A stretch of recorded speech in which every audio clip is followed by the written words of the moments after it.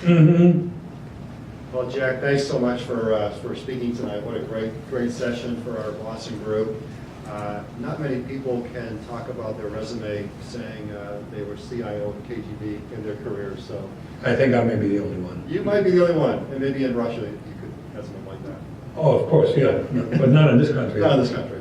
So speak fluent English, right? Right. Well, we'll be the judge of that, Jack. So, you know, with that background and given all of what's going on in the world today, current events, this whole notion of security, obviously, but insider threats, and I just wonder if you've got a perspective on that that might be relevant to our members.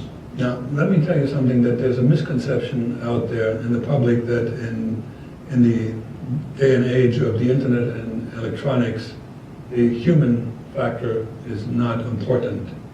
That was debunked quite clearly by, and I forgot the name of the fellow, but there's an interview out there that an ex-head of the successor of the KGB, there are two of them, the GRU and there's another one. One is military, the other one.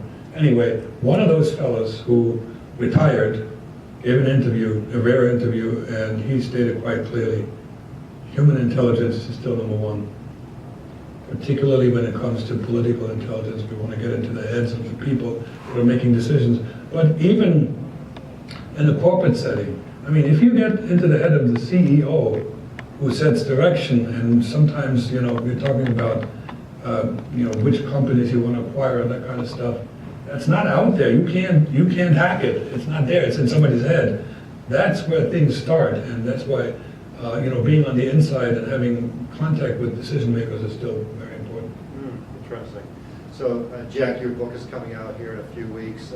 Couldn't be better timed given what's going on between your former country, Russia, and the United States. A lot of current events, the election, all these things. Any point of view, any perspective on that you want to share with our members?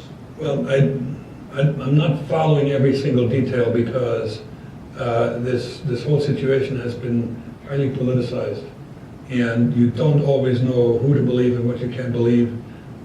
There's a good reason for that, because when is it James Clapper? When Clapper was asked, so why can't we get your sources? These are unnamed. Because they are. They have to be. Because if you name your sources, you might as well pack it in. You know, it's secret. And so if any, you know, the people on the right were clamoring, you know, no sources, it's not valid. It's not true. But because of that, you never know what's real and what's not.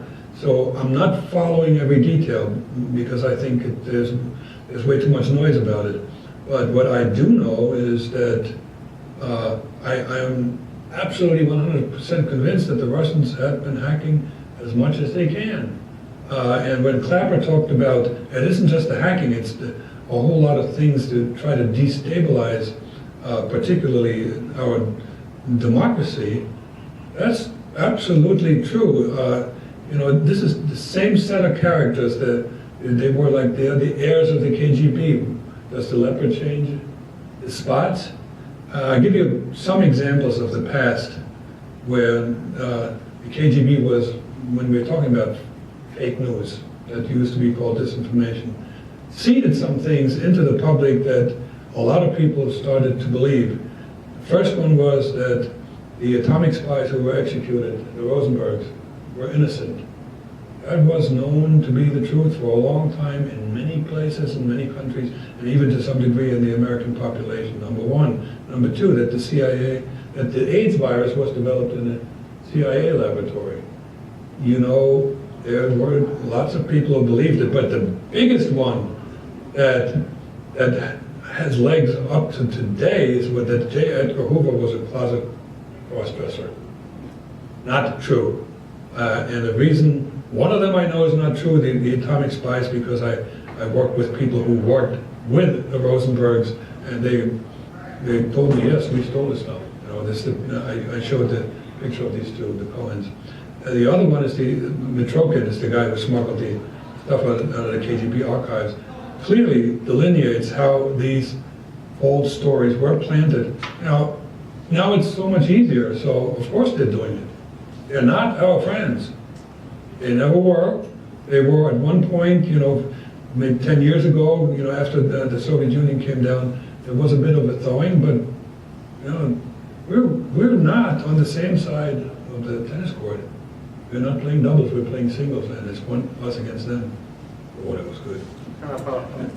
Very good, very good. Maybe one last, very, very brief question, Jack, one of my favorites from our friendship. So you're being trained to be this KGB agent, you get sent to the US, you come to Chicago, you get to your hotel, you've been taught about this world superpower, the United States.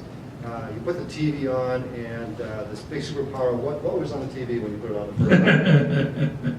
The Price is Right. The Price is Right. Followed by? Followed by Alice, the show in the diner where this lady, Flo, says, "Kiss my grits," and I had no clue what she was talking about. And finally it was Good Times, and at that point I understood absolutely nothing because I was not privy to that kind of slang, pretty much ghetto slang. Yeah. Well, I'm going to go look at that 60 Minutes piece again, Jack, because you really piqued my interest again. And